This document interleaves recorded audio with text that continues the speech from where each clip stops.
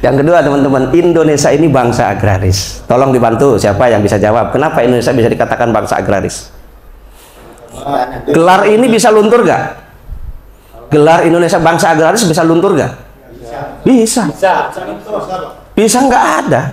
Bisa.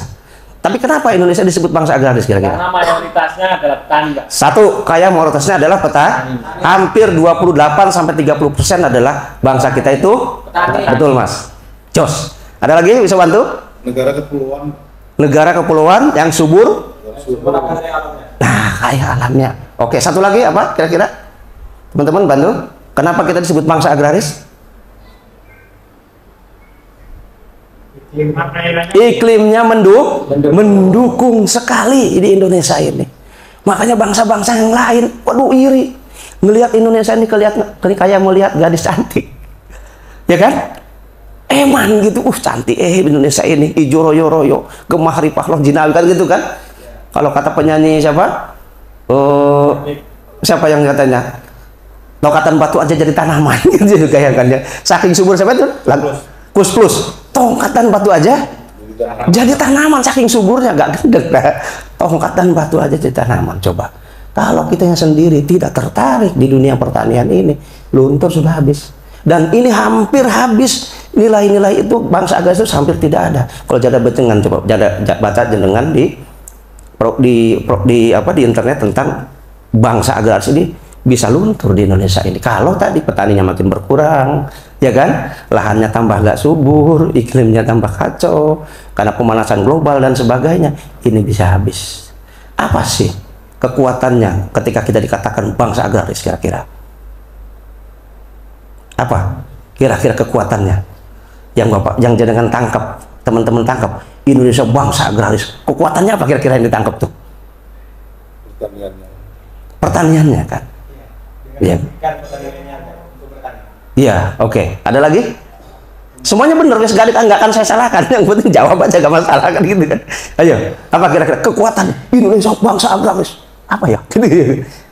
Nilai lebihnya tuh, nilai lebihnya apa gitu, nilai lebihnya kira-kira? Nilai lebihnya? Hah? Penyangga. Coba di keluarga saja kecilnya. Siapa yang udah berumah tangga? Halo? Belum, Pak. Oh, belum, yang lainnya ya. Bapak Eka. Berkaitan contohnya dengan kesejahteraan. Kalaupun kita sayang sama istri, kalau kondisi ekonomi lagi sulit, kira-kira berpengaruh nggak Pak? Berpengaruh, sangat berpengaruh. Berpengaruh nggak? Sangat berpengaruh. Tapi jenengan nggak manggilnya sayang. Istri minta makan siang, aduh sayang sabar. Masih kira-kira gimana? Gimana kira-kira? Gak bisa gitu. Gak bisa gitu kan? Gak bisa. Sama. Ketika bangsa kita ini kuat ketahanan pangannya, bangsa agraris, kira-kira bangsa lain berani nggak? Enggak. Oh, nggak berani. Kuat, nggak bisa digoyang. Contohnya keluarga aja kayak gitu kan? Nggak bisa. Nah, ini jangan sampai bangsa agraris ini bergeser dari bangsa kita. Kita tidak bukan lagi bangsa agraris. Jangan sampai begitu. Maka anak-anak muda ini kami harapkan tampil di depan, memberikan contoh, memberikan semangat, memberikan inspirasi tentang kepertanian. Ya, oke, siap? Siap. Nah, masalahnya kadung ke sini, maka sudah punya tugas suci, gitu kan? Jangan dilepas tugas suci di pundak kita. Oke? Sepakat? Ini tugas teman-teman. Ini tugas kita semua. Bangsa kita ini tugasnya di teman-teman ini, di pundak teman-teman ini harus tetap dipegang. Sekalipun sulit pertanian itu kan, harus tetap jangan dilepas lagi. Oke, yang ketiga, memiliki hanya 2 musim.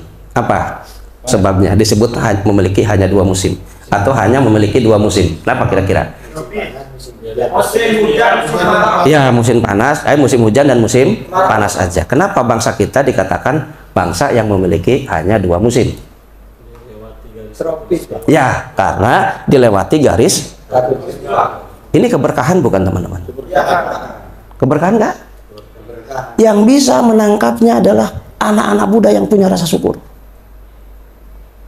Ya nggak? Kalau nggak punya rasa syukur malah merusak kok. Ya nggak? Orang lain tuh pengen kayak di Indonesia ini. Apa kelebihannya kalau kita dilewati garis katulistiwa dan memiliki hanya 2 musim? Itu apa kelebihannya?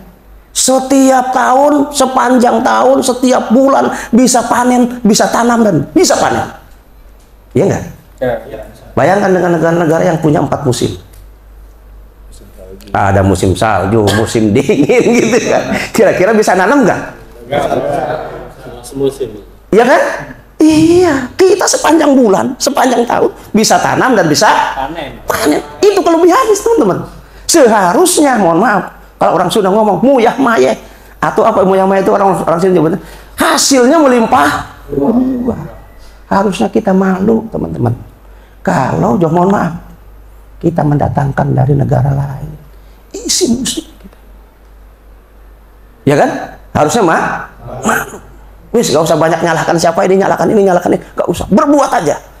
Malu. Kita ini lumbung pangan dunia. Kok, mohon maaf, ayam mati di dalam lumbung. Isin nggak kira-kira? Ayamnya pinter, napa bodoh itu? Ayam mati di lumbung padi. Kira-kira itu ayamnya pinter apa bodoh? Bodoh. Hah? Gimana mas? Ayam yang sopot gitu kan? Iya nggak? Kalau ada ayam mati di lumbung padi, kira-kira pinter apa bodoh? Bukan saya, Pak. Bukan, ya ini bukan, kan nuduh jenengan memang.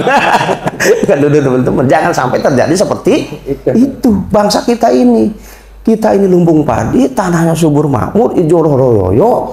Mohon maaf, Mati. kelaparan di tanah di negara sendiri yang seperti ini. Izin, malu. Dari mana mas? Dari Madura. Oh dari Madura sebenarnya. Oke, selangkong. Telolema ya kan? Oke. Berapa orang dari Telolema ini? 35 ini Madura ini ya? 6 orang ya? Iya, iya. Tetap semangat ya? Iya. Harus semangat. Oke, terima kasih. Jadi kita syukuri ya, yang bisa menangkap ini, power ini adalah orang-orang yang bersyukur. Yang bersyukur, karena orang bersyukur itu pasti ditambahi nikmatnya oleh Allah. Kenapa? Karena dia tidak menyerah, dia terus berbuat. Nah, oke, yang keempat, rehabilitasi lahan pertanian. Coba teman-teman sekarang lihat 10 tahun yang lalu atau 20 tahun yang lalu, tanah kita masih subur kan? Masih. Kalau polanya kita nggak rubah, kira-kira 20 tahun lagi akan semakin surut nggak hasil produksinya? Surut. Padahal selama ini teman-teman mengatakan ketika bertani ini kami pupuk pak, ya kan? Seharusnya kalau dipupuk itu tambah subur apa enggak? Subur. Kalau ternyata berkurang produksinya dikasih pupuk, berarti pertanyaannya pupuk model apa ini? Kalau organik ya subur pak. Kalau organik subur. Kalau kimia ya semakin. Nah, Paling sekali 2 kali kalau bagus pak. habis itu, nah, merosot. berarti perlu nggak direhabilitasi? Perlu pak. Perlu nggak direhabilitasi? Perlu pak. Perlu, harus kita rehabilitasi. Sampai kita saja bertani pak, sampai kaki itu terasa pecah-pecah kalau sudah terlalu sering. Keras, saking kerasnya kan? Iya. Keras pak. Bahkan mohon maaf, nggak ketemu cacing sama sekali. Iya. Iya kan? Iya. Itu ciri kritis lahan kita. Kemarin kami diundang di petani porang. Yang namanya porang itu tanah megulma sih aslinya kan? Dilempar aja aslinya tumbuh kan, ibaratnya gitu. Di hutan itu kan nggak diurus dulu kan? Nggak diurus, mohon maaf, nggak tumbuh. Saking tanahnya rusaknya, penggunaan pupuk yang besar-besaran tadi. Akhirnya kami tanya, Bapak selama nyangkul lo ketemu cacing nggak? Boten ya Pak? Enggak ya Pak. Waduh, ciri tanah kita rusak. Harusnya segera kita rehabilitasi. Dengan cara apa? Makanya ini bersyukur ada pelatihan pembuatan pupuk organik. Pak, saya udah bisa jadi beda caranya kan gitu kan? Kalau sinergi begitu, makin banyak jurus makin enak nggak? Tuh, jadi di pelatihan tuh sisi positifnya banyak. Walaupun jenengan sudah pinter bikin ini, pelatihan itu tetap ada manfaat positifnya teman-teman. Ya kan? Bisa jadi caranya beda, bahannya beda, ya kan? Memperkaya wacana. Semakin sulit dunia pertanian, yang harus kita lakukan adalah memperbanyak skill di anak-anak muda tentang bagaimana mengatasi masalah-masalah di pertanian. Oke, ya kan? Berarti perlu nggak kita rehabilitasi lahan ini? Perlu nggak? Sangat perlu. Nah, sangat perlu. Sepakat ya? Nah, maka pelatihan ini tepat. Kalau yang dilakukan oleh pemerintah seperti ini harus segera. Bahkan kenapa? Sudah dikatakan oleh Pak Yusuf, Kalau dari Kementan, Pak Nop, semakin ke depan nih pupuk ini makin sulit, sudah makin sulit, ya kan? Kita nyari pupuk makin sulit, pupuk yang produksi, mohon maaf, kimia itu makin sulit ke depannya. Nah, kalau hari ini nggak kita siapkan dengan produksi sendiri pupuknya, berat. Bisa jadi orang akhirnya terpikir untuk, mohon maaf, melepas lagi tanahnya. Kami pernah bikin kesepakatan dengan petani di Mojokerto itu. Nah, lahan pertanian makin berkurang. Ketika pertanian banyak kendala, apa yang terpikir sama anaknya? Udah Pak, jual aja.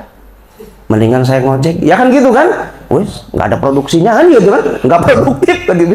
Ngojek setahun 2 tahun motornya rusak. Lahan udah nggak punya.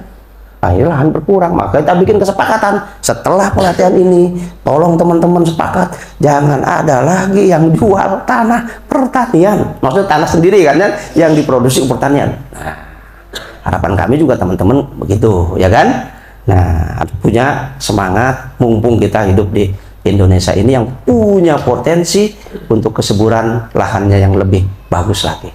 Oke?